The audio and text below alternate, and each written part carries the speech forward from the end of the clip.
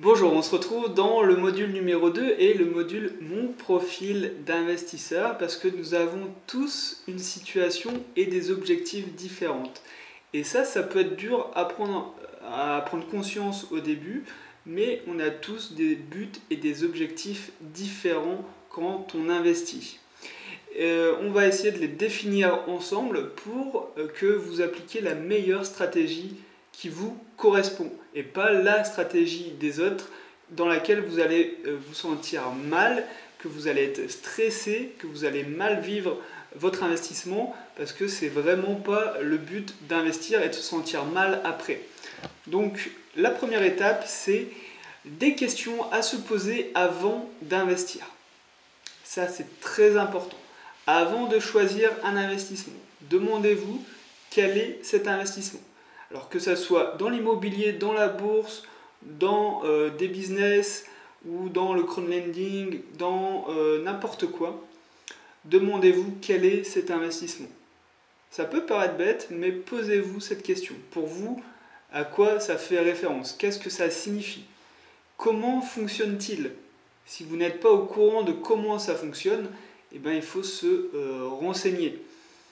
Dans l'immobilier, j'ai envie de vous dire que ça consiste à acheter un bien, transformer, augmenter la valeur du bien pour pouvoir le louer plus cher, donc faire des travaux. Ça va être demander un prêt à la banque, ça va être réaliser ces travaux, donc suivre les artisans pour faire ces travaux, ou faire soi-même quand on a les capacités. J'en parlerai si c'est vraiment le bon choix de faire soi-même les travaux, j'en suis pas certain. Ça va être ensuite de louer à des locataires et ensuite ça va être d'exploiter le bien au quotidien. Donc s'occuper des locataires, s'occuper des travaux qui vont intervenir parce que l'immobilier c'est du physique. Donc vous aurez des choses physiques qui vont arriver, une fuite d'eau, un module de cuisine à changer, un lit à changer, un rideau à changer, une plinthe qui s'est cassée, une ampoule qui s'est cassée, etc., etc. Donc voilà pour résumer comment ça fonctionne dans l'immobilier. Hein, j'ai parlé, je pense, du banquier, obtenir le crédit, rembourser un crédit, avoir des charges et avoir des revenus. Et après, voilà. Donc le mode d'exploitation, comment on le loue, en société ou individuel, est-ce qu'on le loue nu, est-ce qu'on le loue meublé, etc., etc. Qu'est-ce que ça permet? Donc pourquoi choisir cet investissement et pas un autre? Quelle est sa spécificité?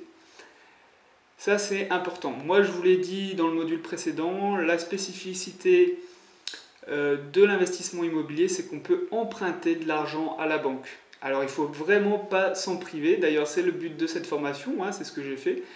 Investir sans apport, c'est possible avec la banque et je dirais que c'est le seul investissement des trois piliers de l'enrichissement qui sont la bourse et l'entrepreneuriat. Jamais on vous prêtera autant d'argent dans la bourse et l'entrepreneuriat. Déjà la bourse, on ne prêtera jamais d'argent pour acheter des actions, ça c'est impossible.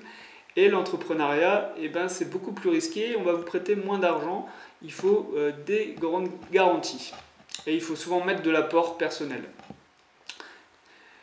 Voilà, posez-vous ces questions.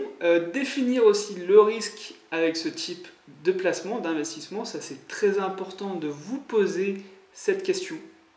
D'accord? Ça va vous permettre de comprendre aussi votre relation avec le risque. Est-ce que vous êtes prêt à prendre du risque? Est-ce que vous n'êtes pas prêt à avoir du risque, donc à perdre de l'argent? Alors bien sûr, personne n'a envie de perdre de l'argent, mais il y a quand même différents risques. Hein. Et sans risque, il n'y a pas de rendement. Ça, c'est très important à comprendre. La courbe de rentabilité et la courbe de risque sont liées, tout simplement. Plus vous avez de rendement, plus vous avez de cash flow, plus vous avez de risques intrinsèques. Donc nous, on va essayer de limiter ce risque en faisant par exemple une bonne étude de rentabilité, mais il faut le savoir, plus il y a de rentabilité, plus il y a de risques. Et un conseiller financier qui vous propose un investissement à 10% sans risque garanti, c'est impossible. Tout simplement, il y a un problème quelque part. Soit il y a des frais qui ne sont pas communiqués, qui peuvent s'élever à 5-6% de rentabilité, enfin 5-6%, donc ça va venir gréver votre rentabilité. Ça peut être la fiscalité, ça peut être tout simplement une arnaque, en fait, un système de Ponzi où on récupère l'argent des autres pour financer le suivant, etc., etc. Donc la courbe de risque et la courbe de rentabilité sont vraiment liées ensemble. Pas de risque, pas de rentabilité, ça c'est clair. Et aussi quel montant vous voulez investir dans cet investissement. C'est important parce que si vous voulez investir 20 000 € dans l'immobilier, eh ben, peut-être que vous pouvez faire 2 achats immobiliers en mettant 10 000 € d'apport dans 2 investissements. Ou peut-être que vous pouvez faire un seul achat immobilier. Ou peut-être que vous pouvez garder ces 20 000 € en termes de trésorerie garantie et emprunter à la banque pour acheter 2 biens immobiliers. Ça, c'est à vous aussi de vous poser ces questions. Allez, on passe donc au module vidéo suivant. A tout de suite.